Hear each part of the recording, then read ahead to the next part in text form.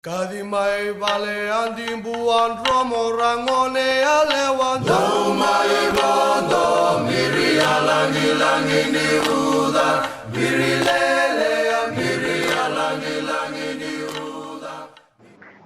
I want to thank you so much for your presence here this afternoon. As Dr. Jacob indicated, today I will be discussing some of the main analytic themes and findings from this research. In this presentation, I first want to provide a background to the research to situate the wider implications and rationales of the study. I will then specify the research questions, very briefly review the methodological and theoretical frameworks, and then of course move on to the findings analysis through these various themes. Instead of explaining the research background through academic literature, I would like to describe an experience I had a few months ago. I was heading home in a taxi one day and I decided to ask the Fijian driver for his opinion on the use of the term Fijian to classify all citizens. He then said to me in a low mumbling tone, "Kerosene and water don't mix, kerosene and water don't mix."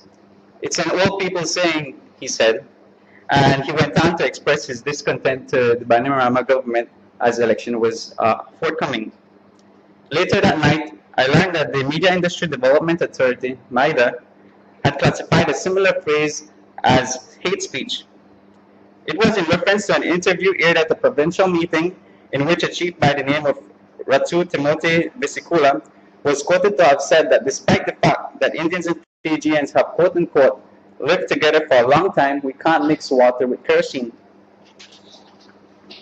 This anecdote provides a useful background to this research because in many ways I believe that this thesis speaks to this form of mixture between kerosene and water, which is to say, it examines identity in a racialized and politicized context, where common sense notions such as kerosene and water don't mix, Fiji for Fijians, and of course the latest one, we are all Fijians, are dialectically shaped by ideological practices occurring in the political arena, which have in specific ways constructed oppositional representations of Indian and Fijian identity.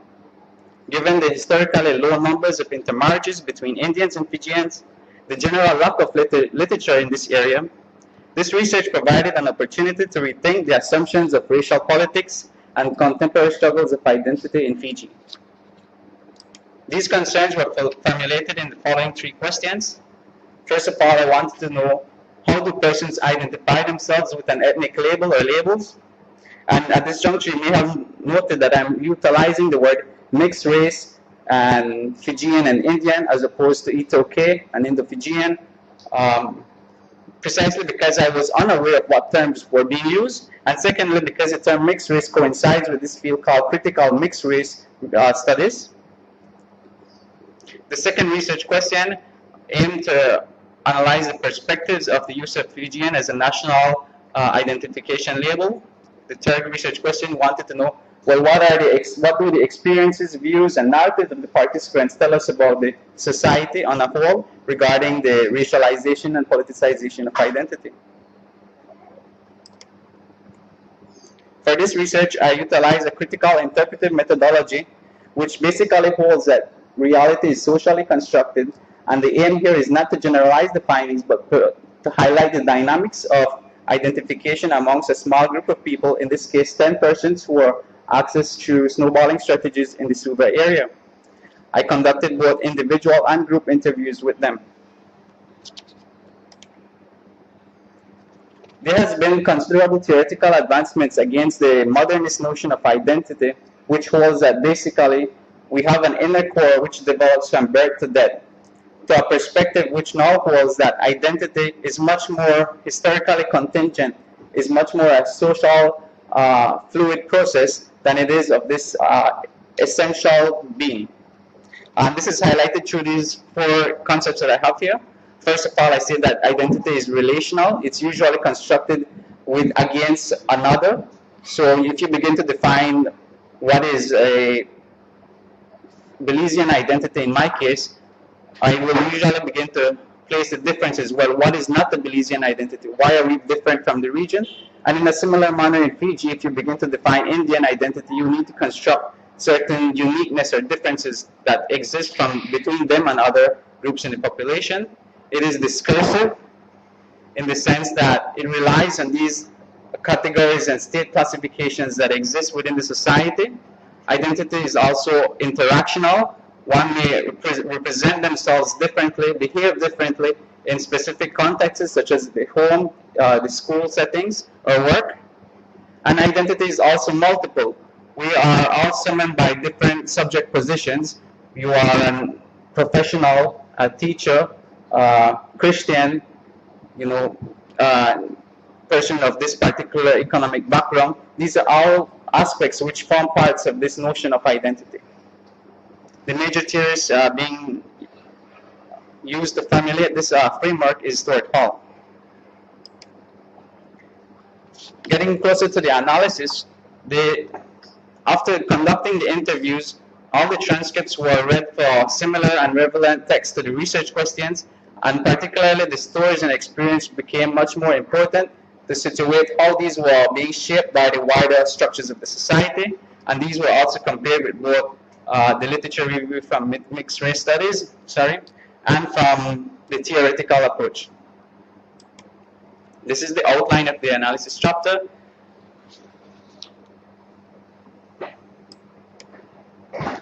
I first start by describing very briefly the biographical backgrounds of the participants, discussing such factors as age, gender, their education, religion. From this figure, you will note some commonalities and uniqueness from among the participants. The first being the fact that only 2 of the participants had Fijian fathers, whilst the others had Indian fathers, or as these asterisks indicate, their grandparents may have also had other intermarriages themselves, such as their great-grandmother may have been an Indian Rituman, or some mixture of that sort. These are all participants who also have a tertiary educational background, so it's a very particular subset of the population in that regard. And from the Suva, born and raised in either Suva and Vanuatu region. I then proceed to describe biographical background of each of the participants, highlighting these dynamics. I just give you one example here. This one is of Nathan. Nathan was the youngest participant. He was born and raised in Tauvuni, where he had access and interactions with both his parents' families. This is also the location where he undertook primary and secondary education. During secondary school, he was enrolled in a predominantly all Fijian male boarding school, where he temporarily identified with his peers as Fijian. His father and mother divorced when he was 13. The divorce had the effect of disconnecting him with his Fijian side of the family, including his mother, and solidifying his motivation to identify with his father's ethnicity. His first language is Hindi, but he can also speak Fijian. Religiously, he is a Sikh, which is also the religious belief of his father. Moreover, he is also open to attending other religious practices and events. He comes from what one may call an upper middle class background, as his family owns a beyond average size freehold property in both Fiji and overseas. Upon completing his tertiary studies, he hopes to join his father and siblings overseas. So this gives you an example of some of the dynamics that I discussed for each of the particular participants. And moving on more collectively, what is happening in the interviews, I highlight some of the major terms that are being used by the participants. And in the first instance, you note that there are some peculiar terms such as multicultural, half-caste, fruit salad, which are used to highlight their multiple heritages, but they are also the common constructs of Indian and Fijian shows up very repeatedly amongst all of the participants.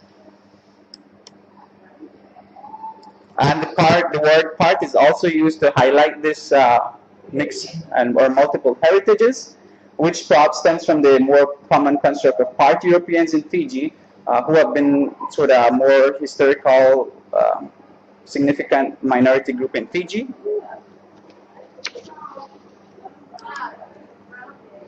Before discussing the specific ways in which such terms were used, I'd like to highlight that there's a conflation of meanings between the concepts of race, ethnicity, and nationality among the participants. For instance, during the interview with Jane, when she spoke of Fijian, she also clarified that she meant iTaukei. In that attempt, she's trying to be politically correct to this new construction of all citizens being labeled as Fijian. So when she said, we speak the Fijian language, she also said, or iTaukei. Both my grandparents are Fijian, iTaukei. So she constantly, reinforced that she wants to make use of the now politically correct term, iTaukei. This is because Fijian may also refer to a language, to ethnicity, and now as a national identification. But there is also another conflation which has to do with race and ethnicity. For instance, Akim stated, for the race, I put Fijian. Every time I fill a form, my ethnicity is always Fijian. Another participant, if someone asks me what racial background I have, I would say I'm Indian. I would like to also state that this conflation is not simply one of potato and potato, but has to do with an ideological conflation which has been specified in such documents as Fiji's previous constitutions, which demarcated that a person's race was based on their biological paternal identity. So if your dad is Indian, you are Indian. If your dad is Fijian, you are Fijian. It doesn't matter what your maternal side is for several of the constitutions in Fiji. There were several identity options that were observed among the participants. These are called, for heuristic purposes, modes of identity. Traditional identity is the first, which again is what I previously discussed, the dominant discursive practice of patrilineal identification in Fiji. Secondly, there is a border identity, through which one emphasizes their multiple heritage and in-between positions through such terms as half-caste, part Indian-Fijian, part Indian, part Fijian Indian. So there's a whole derivative set of terms from the word part. There's also a Protean identity, which is when someone identifies based on a suitability of a particular social context or the benefits that it may provide them. For instance, one person says, I'm Fijian when I'm with my Fijian friends, and then therefore likely an Indian when I'm with my Indian friends. National identity refers to the discussions on the new use of Fijian as a collective label. Most participants agree that this term may facilitate unity, but there are some discontent, as has been detected in other studies, about the ways in which it has been executed or come about. And fifthly, there is a humanist identity, which is when someone refuses to be categorized by a particular ethnic or national label, in which they may simply state, I am human.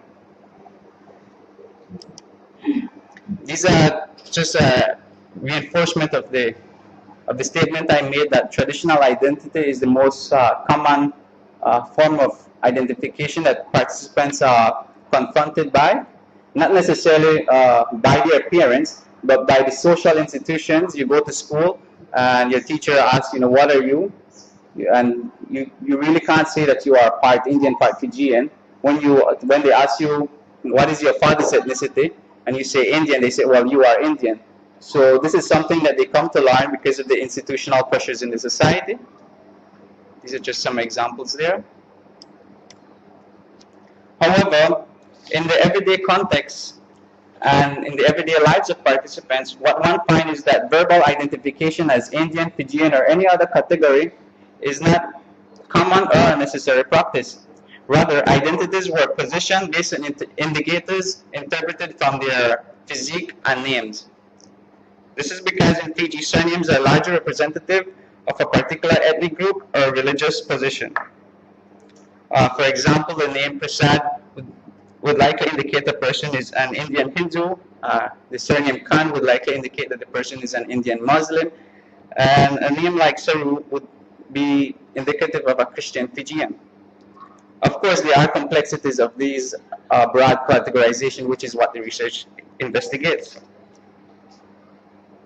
But to give an example of what these signifiers does among the participants, Lynn describes that on her birth certificate, her name is a mix of both, that is having Indian and Fijian names. But she identifies mostly as Lynn and her last name, which is an Arabic name that insinuates that she says, I am Muslim, that I am an Indo-Fijian Muslim girl.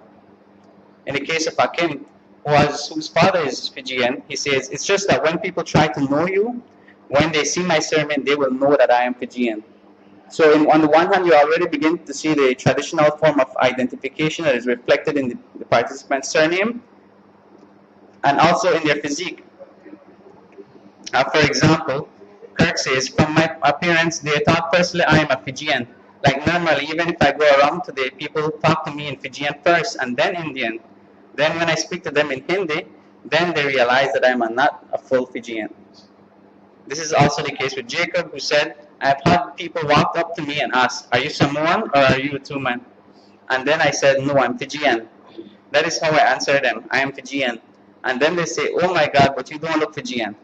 And then I tell them, oh, my mom is part Indian, and my mom is Indian, and that makes me part Indian. And that explains it all. Otherwise, it's just Fijian.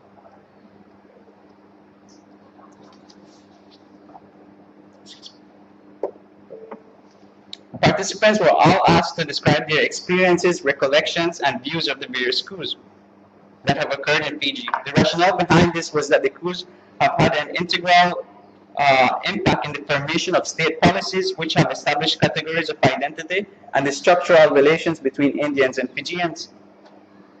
These events are also imbued with dominant representations of Fijian and Indian identity which have mediated the public sphere on discussions of ethnic relations, nationalism, and ethnicity. And race, Therefore, examining these events provided an opportunity to investigate this relationship between politics and identity.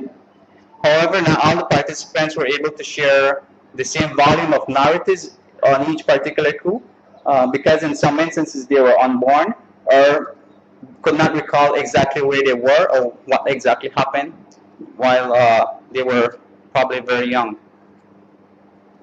However, the experiences and views that were generated illustrated three categories of responses. First of all, there's a general narrative that the coup led to fear amongst the family, fear about which identity label to use, or indifference that the coup is really a political event happening in Suva and has nothing to do with our personal lives, and a general reflexive opinion that the coups are using race as a political football and not necessarily that ethnic relations are so racial in Fiji. I'll just give you one example.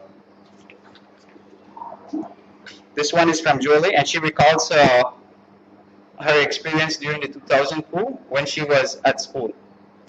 When the coup happened, the Fijian students were like, they will come and get all the Indians, and I was like, do I see them Indian or Fijian? I could tell that the Indian students were really scared for their lives, and they had teachers coming to say that they will come pick you up. I was like, if the Fijian landowners came and they asked Indians that side, Fijians that side, where am I going to go? It was a good thing that I had good friends, because during that time, they would say, don't even worry about it. They are not going to come. Nothing is going to happen to you. You are a citizen of Fiji. We are all the same. We are all equal. And saying things like that to calm me down. This is just one of the narratives of some participants who recollect their experiences during a particular coup, and highlights the dynamic relationship between these political events and identity formation processes. The final section of the analysis looks at the benefits and constraints that these identity options and terms have for participants. The first section examines the benefits and constraints that are based on the resource distribution, particularly the use of scholarship and access to land, but do not have such a powerful constraining aspect among the participants, particularly because they have basically middle-class backgrounds, living in the Suva area now, have tertiary degrees and do not seek or are not interested in accessing customary land rights. And even if they did, perhaps for most of them would be structurally unable to do so because in many cases their fathers are Indians, or classified as Indians rather. In terms of religion, being grown in a family of extended families where multiple religious practices have been experienced, some participants are able to easily navigate these different religious practices, attend multiple religious events. The constraint in terms of religion would be that one may often feel confused about which religious practice is more true, or which religious practice one is expected to genuinely follow. In terms of language, I think it's a known statement that The ability to speak multiple languages in a multicultural context affords you the ability to have more, to facilitate the social interaction you have with people. And it's also a constraint if you don't know as much languages as is expected of you when you have such multiple heritages. Another major feature that I discuss under benefits and constraints are social interaction and stereotypes, which I want to provide some examples from the participants. Stereotypes are constructed as natural characteristics of the respective group identities. They serve the purpose of simplifying the social, historical, and political processes of group relations and often privilege the position of one group above the other or others. Based on the Indo-Fijian literature sources, several dominant stereotypes have been confirmed to Indians and Fijians. The figures on the screen illustrate these such stereotypes. For instance, if one would look at the dominant stereotypes from a Fijian perspective, one would classify the Fijian as very adventurous, collectivist, materially generous, and as the land custodians. On the other hand, the Indians would be viewed as the unadventurous, individualistic, acquisitive, and the exploiters of land. Of course, these stereotypes can be applied both ways, and the opposite can now be conferred on the Fijians. For instance, the Indians can articulate that they are industrious, sophisticated, productive, and civilized, and the Fijian as the jungly or uncivilized bushman persons, unproductive, unsophisticated, etc. Now, the reason that I went over these stereotypes is because these two labels at the top, Kai India and Kai Viti, are often used in social interactions to stigmatize one particular identity. The array of stereotypes that follow underneath these are subsumed into these two categories in the interactions that participants shared with me. For instance, Kirk described, I used to get offended in primary school and early high school because I was in Indian dominant school. They would say, you Kai Viti, you Kai Viti. Phrases like that really offended me because I didn't look Fijian. That's why I got offended, because in my mind, I am always around Indian people.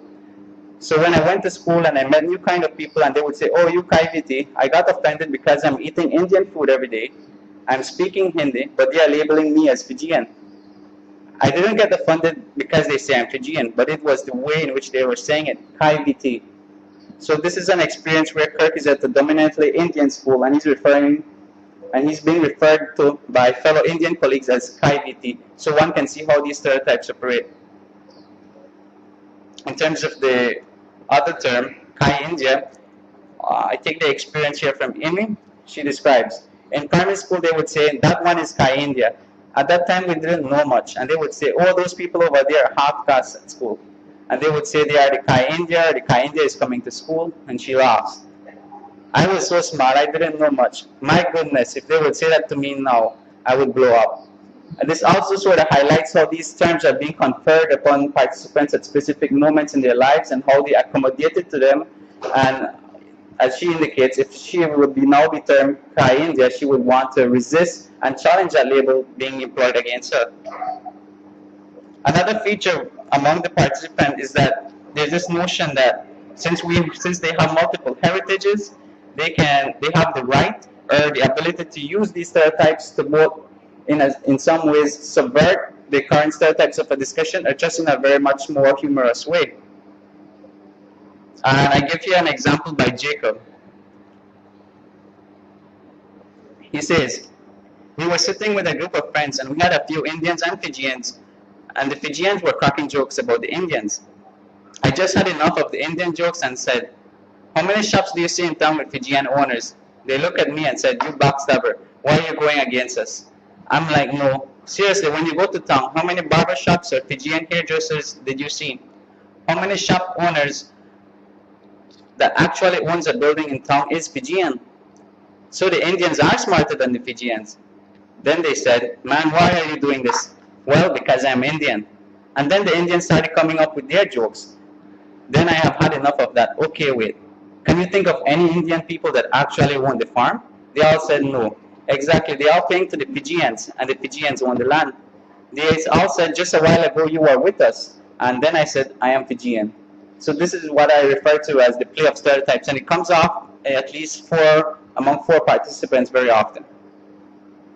And in some ways, you may interpret this as both a reinforcement of the existing stereotypes, and in some ways, it may be interpreted as a subversion of the stereotypes. I think the effectivity of whether it's reinforcing or subversion depends on the social context, and is also open up to speculation.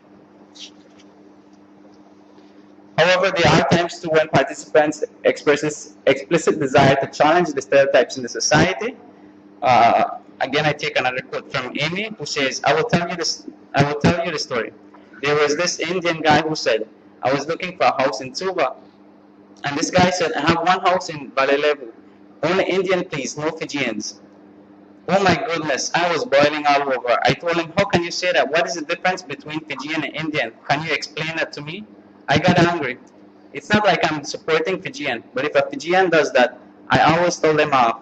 Because I have no ground, I am like hanging on the fence. I am Fijian and Indian. So there's this tendency also amongst participants to challenge these stereotypes precisely because they realize that they have these multiple heritages. Throughout this analysis, there are 5 main arguments that I develop. The first is that identity is generally negotiated within this dominant practice of patrilineal identification, which reinforces and accommodates the conceptualization of race as it was enunciated by colonialism. Secondly, that these terms and meanings, the values and opportunities that they provide depends on the intonation, the context, and the location of their usage. Thirdly, the specific terms and modes of identification provides both enabling and disabling opportunities, but they aren't necessarily direct correspondences between the two. Between, for instance, one identity option and the benefits that it will provide in all contexts. Fourthly, that the term Fijian as a national label is supported among the participants because it may foster unity, but that there is also a disapproval in the way it was implemented, and because it discourages the use of Indian and Fijian as in the everyday context. And fifthly, the groups have informed and shaped participants' perspectives of race, ethnicity, and nationalism. Collectively, this analysis provides alternative perspectives of identity, encourages further research in multiculturalism and mixed race research, and provides a potential research for social activism when throughout Anglo-American today there are many mixed race movements challenging the categories employed by states. Thank you. This is the end of the presentation.